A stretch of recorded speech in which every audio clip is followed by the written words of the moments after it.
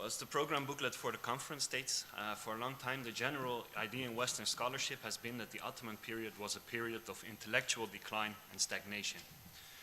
In recent years, this view is being challenged more and more, and rightly so. I believe it is important to note, however, that this idea on the decline and stagnation of Islamic intellectual history did not arise from Western scholarship itself unmediated. This narrative was borrowed and further constructed from emic, ideological ideas on Islamic intellectual history among reform-minded Muslim scholars and intellectuals with whom Orientalists corresponded. These had a very concrete interest in depicting the preceding tradition as backward and stagnated. Joseph van Es, for example, has recently shown how the perceived arch-Orientalist and favorite bogeyman of Muslim scholars Ignaz Goldziher was in fact highly influenced by his Muslim scholarly companions during his early career years in Damascus, and that his hadith criticism was very much in sync with reformist ideas arising in this age. Karl Ernst has convincingly shown that the same can be said about the history of Sufism. Western scholars of Sufism in the 19th century took over Islamic reformist tropes on the perceived antinomism and heterodoxy of Sufism, and thus came to see it as a mystical trend not really belonging to the Islamic mainstream, that in reality it had been part of for many centuries. The same can be said about scholars like Louis Massignon, who had long-standing friendships with reform-minded scholars like the Alousi family, which, as Henri Logère has recently argued, even led to the invention of the label Salafism by Louis Massignon. The same claim now, I think, can be made on the history of Tefsir. Much of how we have understood the history of the genre has been misinformed by what Walid Saleh calls the rise of the Salafi hermeneutical paradigm, which has dominated the religious printing press much more than the pre-modern Hashia tradition. Much of the pre-modern history of the genre has been eclipsed by this 20th century ideological construct that discredits the role of the glossary tradition. So this story of the rise of this Salafi hermeneutical paradigm with the help of the printing press and the way it eclipsed the pre-modern praxis of Quran commentary in the form of Hawashi still has to be told convincingly. Now, Jamal ad-Din al-Qasimi may be seen as a front figure in the rise of this Salafi hermeneutical paradigm in the Levant. The Salafi reform trend could count on fierce opposition from the traditional Islamic scholarly elite in Damascus, which was oriented towards the Ottoman Empire, with whom they were engaged in bitter polemics and who even regularly appealed to the Ottoman authorities to interfere because of alleged Wahhabism of the Salafi reformists and alleged rebellion against the Ottoman Empire. This struggle became even more bitter when, under the reign of Sultan Abdul Hamid II, the influence of the old establishment became stronger again, and the Salafis, together with the Arabists, supported the constitutional movement. So Jamal ad-Din al-Qasimi, he even spent some time in prison for doing ijtihad.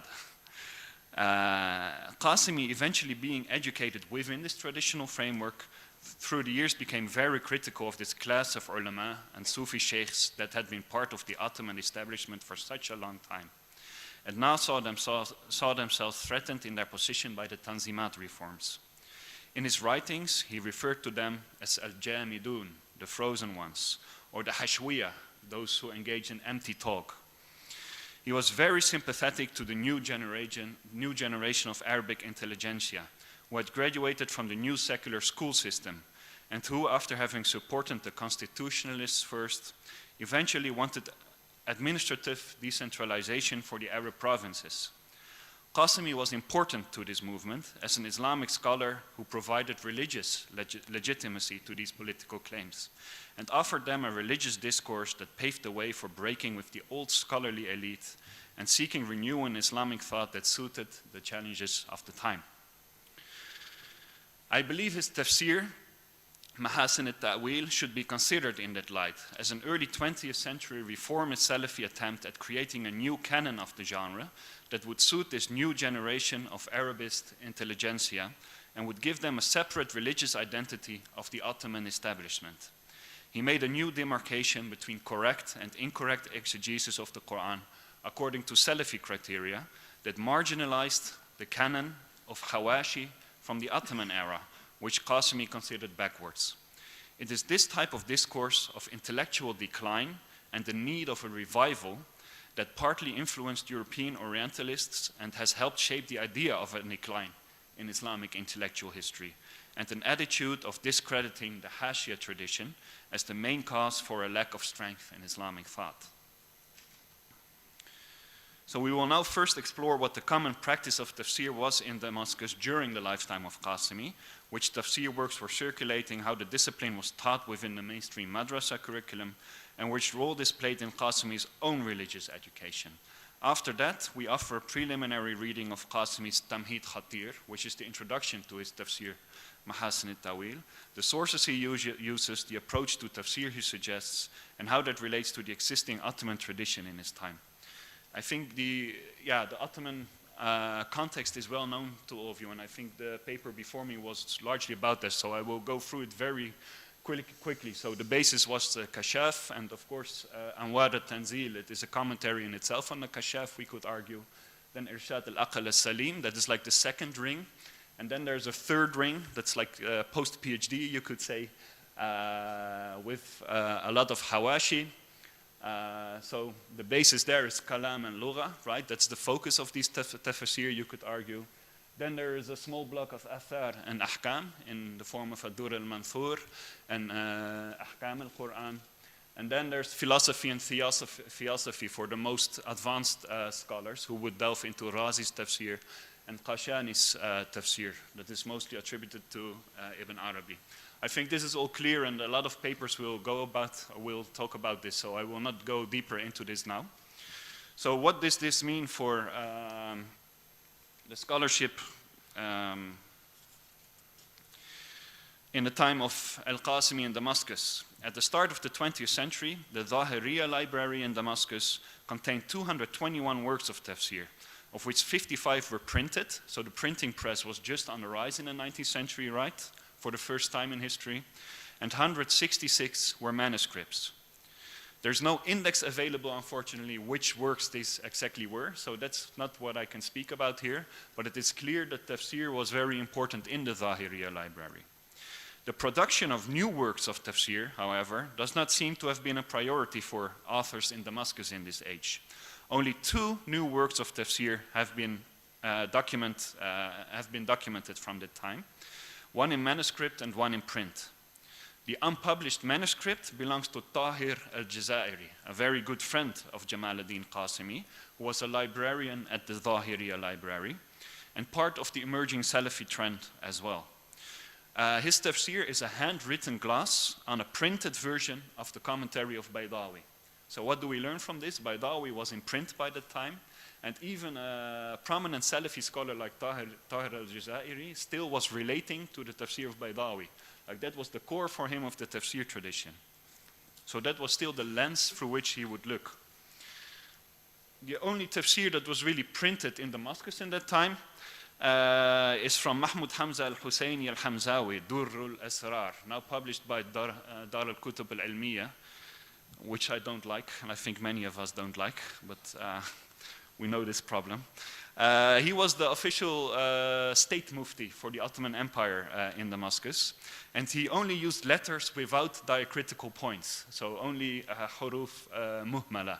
So you can see there's no sheen, no dad, no dha, etc. There's no diacritical points at all.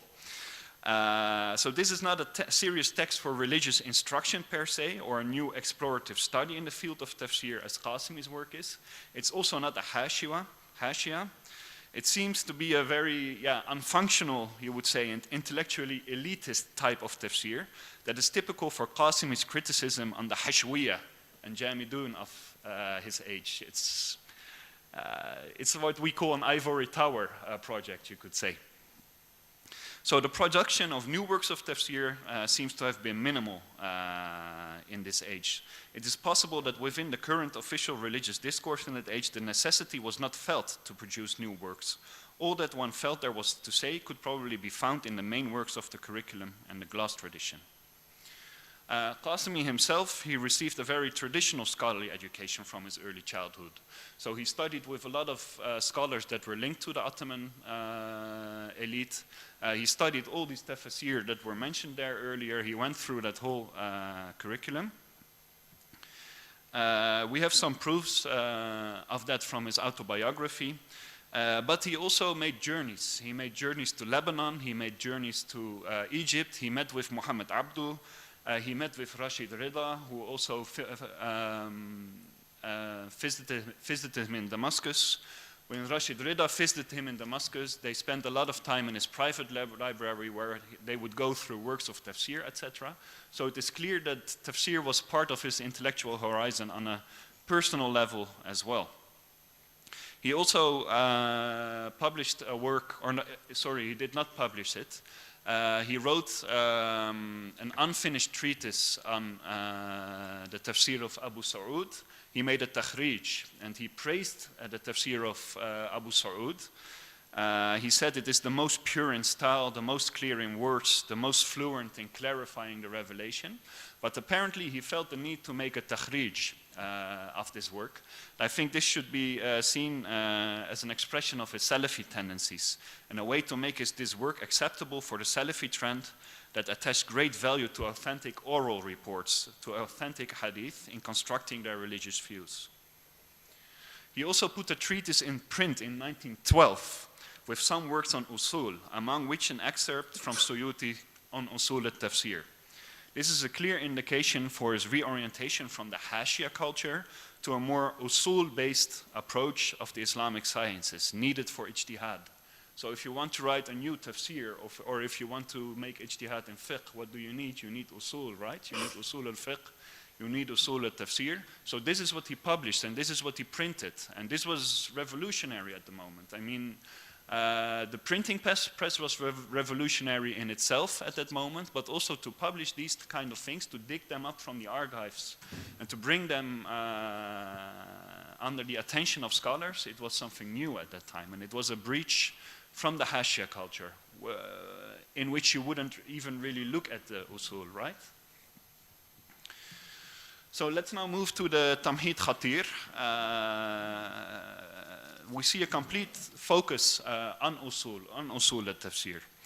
And none of the authors from the Ottoman curriculum can be found in this introduction. They can be found in the tafsir itself, although they are on the margin. They are not as important anymore as they used to be in the Hashia culture. But most of these scholars, they were very new and they were not really discussed in the Ottoman era. So at the heart of his Tamhid Khatir is Ibn Taymiyyah. Ibn Taymiyyah had been absent for centuries and he was just being rediscovered mostly as a project from Iraq, from the Alusi family, from Tahir al-Jazairi, who was discovering his manuscripts in the Zahiriya library and started publishing them for the first time. They were put to print for the first time in history, and he suddenly makes them the heart of his tafsir project. So this whole Hashia tradition, he puts it aside, and what become the most important scholars, Ibn Taymiyyah and Shatibi. Shatibi, he discovered Shatibi for the first time when he was visiting to Lebanon. There were a lot of refugee scholars from Jazair in Sham at that moment, and they bring along their own tradition to which Shatibi belongs. And he copies large segments of the Muwafaqat when he's visiting Lebanon, and he puts this in his Tamhid Khatir as well. So I think almost half of the introduction to his tafsir is from a Muwafaqat, from a Shatibi, which we normally wouldn't even associate with tafsir, right? So it's really something new. Shah Wali Allah Dehlawi writes Al-Fawz al-Kabir in the 18th century. He incorporates that as well in his Tamhid Khatir, which is really a new name in the scene as well. And then there are some more marginal names, which are not really obvious when you look at it from the lens of Ottoman history.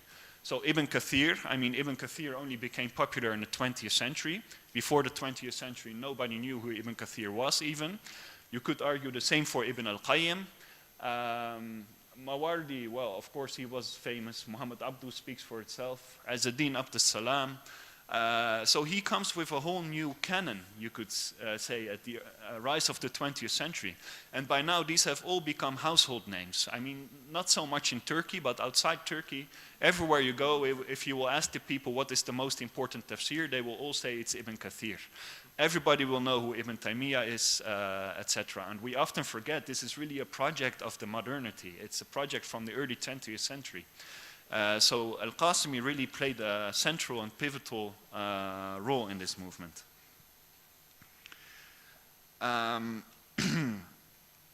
His friend Tahir al-Jazairi played a significant role in this through his work in the Zahiriya library, as well as Khairuddin al-Alusi, with whom he had a vivid correspondence. It is very likely that through them he became acquainted with this work in which Ibn Taymiyyah explains his vision on Quran hermeneutics. The works of Shah Waliullah were part of the intellectual horizon of Siddiq Hasan Khan from India, with whom Khairuddin al-Alusi had warm contacts and who was leading the Ahl al-Hadith movement in India.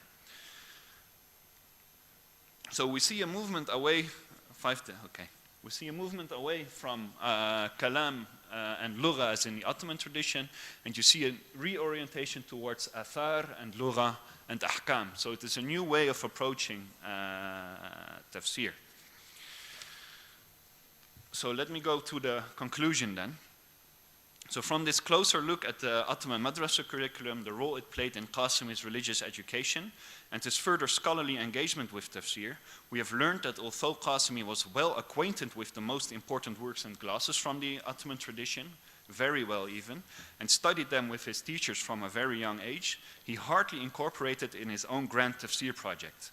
Qasimi rather seemed interested in reviving the concept of tafsir bil-ma'thur to a radical extent, formulating the fundamentals of tafsir in a direction that hardly led any place for interpretation without textual evidence from the first generations of Islam.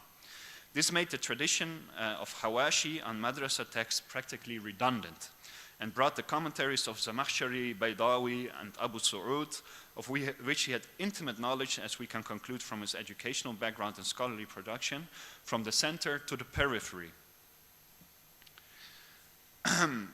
So more research now is needed to understand how Qasimi was able to follow such a different approach to tafsir than was the convention in his age.